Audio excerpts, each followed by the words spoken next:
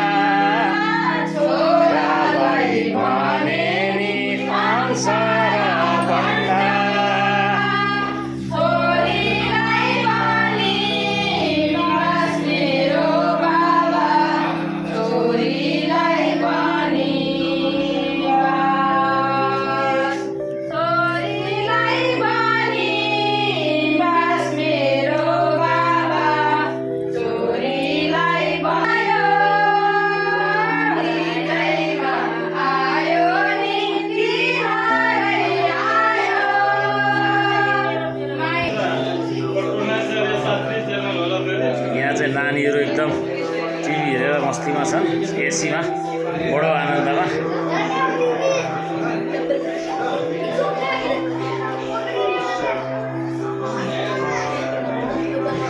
Dance पनि गर्दैछन्।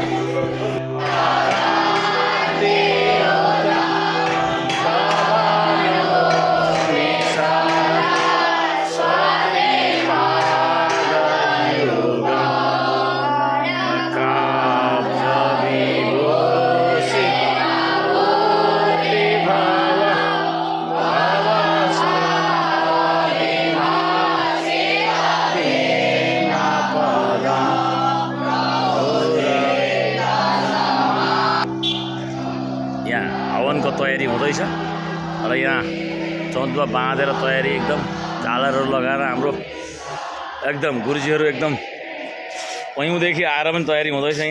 यहाँ हाम्रो कलश तयारी हुँदैछ एकदम भव्यता रूपमा।